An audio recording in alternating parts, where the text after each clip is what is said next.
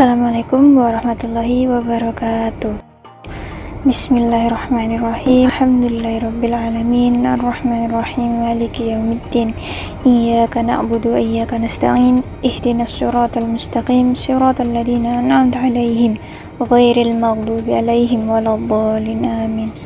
Rabbi shrah li sadri wa yassir li amri wahlul 'uqdatam min lisani yafqahu qawli. Rabbi zidni ilma warzuqni fahma bi rahmatika ya arhamar rahimin. Assalamualaikum warahmatullahi wabarakatuh. Saya Nurul Zian Laili Balkis dari UIN Sunan Ampel Surabaya. Di sini saya akan menggantikan sementara Bu Rodiah dalam mata pelajaran Kurdis. Bab selanjutnya yang akan kita bahas adalah surat Al-Insyirah.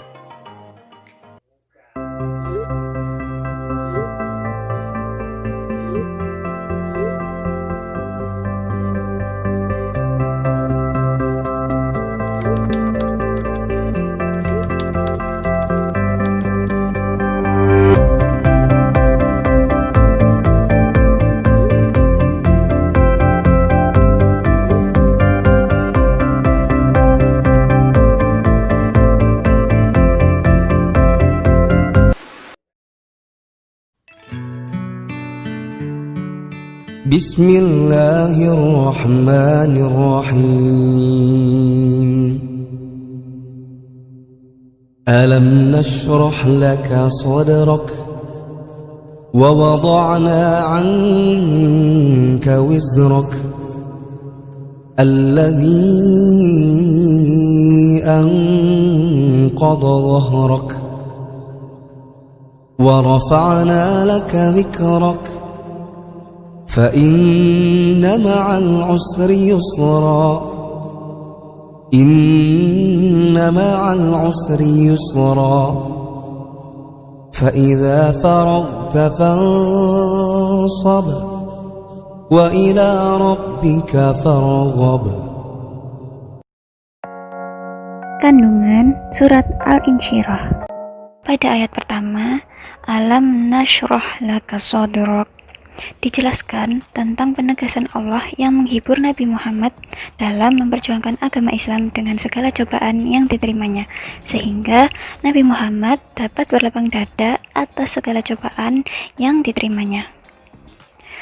Lalu isi kandungan pada ayat kedua dan ketiga, wa wada'na anka wizrak alladzi anqadha dhahrak, menjelaskan tentang Allah yang menghilangkan kesusahan Nabi Muhammad dalam segala penderitaannya dalam melaksanakan tugas untuk menyampaikan risalah kepada umat-umatnya. Selanjutnya ayat keempat, wa rafa'na laka dzikrak. Ayat keempat ini menjelaskan tentang Allah yang memberikan penghargaan kepada Nabi Muhammad SAW atas kesabaran beliau dalam berdakwah. Apa penghargaan yang diberi oleh Allah SWT kepada Nabi Muhammad? Penghargaan itu berupa nama Nabi Muhammad disejajarkan dengan Allah dalam kalimat syahadat. Seperti yang kita ketahui, kalimat syahadat asyhadu an la ilaha illallah wa asyhadu anna muhammadar rasulullah. Nama Nabi Muhammad disejajarkan dengan nama Allah. Lalu, seseorang tidak dianggap beriman bila tidak beriman kepada Nabi Muhammad. Yang ketiga, Nabi Muhammad dijadikan suri tauladan atau panutan bagi seluruh umat manusia. Dan yang terakhir, semua umat Islam senantiasa mengucap sholawat kepada Nabi Muhammad. Allahumma sholli ala Sayyidina Muhammad wa ala ali Sayyidina Muhammad. Lalu pada ayat kelima dan keenam, fa inna ma'al usri yusra, inna ma'al usri yusra. Dalam ayat kelima dan keenam ini dijelaskan tentang Allah yang memberikan motivasi kepada Nabi Muhammad dan para sahabatnya untuk tetap teguh dan berdakwah, seperti artinya di dalam kesulitan pasti ada kemudahan. Nah, itu merupakan motivasi dari Allah bahwa setiap ada kesulitan pasti ada kemudahan. Lalu pada ayat ketujuh, fa idza faraghta fansab. Ayat ketujuh ini isi kandungannya menjelaskan tentang Allah yang mengingatkan Nabi Muhammad dan para pengikutnya agar tidak cepat berpuas hati terhadap hasil perjuangan dakwah mereka. Lalu yang terakhir, wa ila rabbika farghab. Pada ayat 8 ini, ayat terakhir, dijelaskan bahwa keberhasilan suatu usaha terletak pada keridhaan Allah, sehingga manusia diharuskan untuk memohon dan senantiasa bersandar kepada Allah sebagai satu-satunya tempat untuk berharap. Minggu lalu, kalian mendapat bahasan mengenai Al-Quraisy.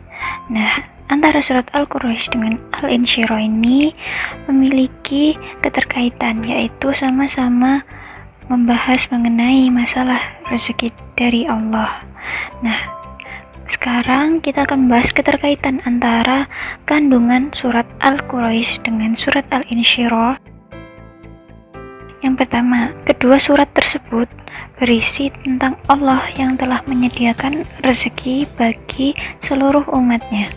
Nah, yang kedua, dalam surat Al-Quraisy dijelaskan mengenai rezeki yang diberikan Allah melalui harta dari perniagaan, makanan, rasa aman, dan terhindar dari kecemasan.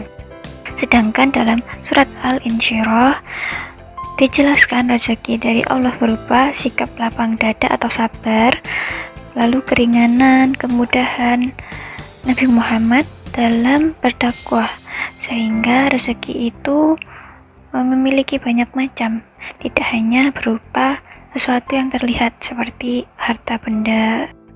Lalu yang ketiga, yang terakhir, dalam surat Al-Quraisy dijelaskan bahwa rezeki dari Allah dapat diperoleh dengan usaha yang dilakukan manusia, seperti berdagang. Dan dalam surat Al-Insyirah dijelaskan bahwa manusia ini harus bisa memanfaatkan waktu dengan sebaik-baiknya untuk mencari rezeki. Nah, lalu bagaimana sih cara kita menerapkan Quran Surat Al-Insyirah ini dalam kehidupan keseharian kita? Nah, yang pertama yaitu kita harus belajar untuk sabar.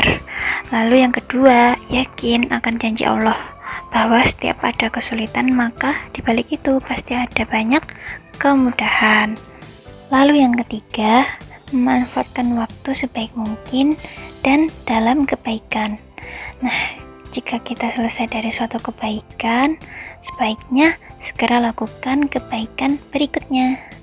Dan yang keempat yaitu belajar mencintai Allah.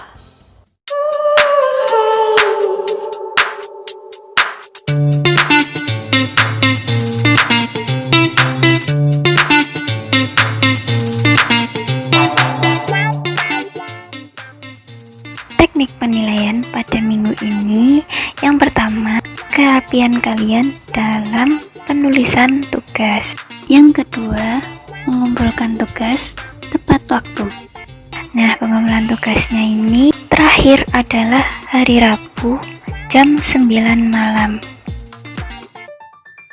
Minggu depan kalian siap-siap untuk hafalan surat Al-Insyirah beserta artinya. Segitu dulu pembelajaran kita hari ini, semoga bermanfaat. Terima kasih. Wassalamualaikum warahmatullahi wabarakatuh.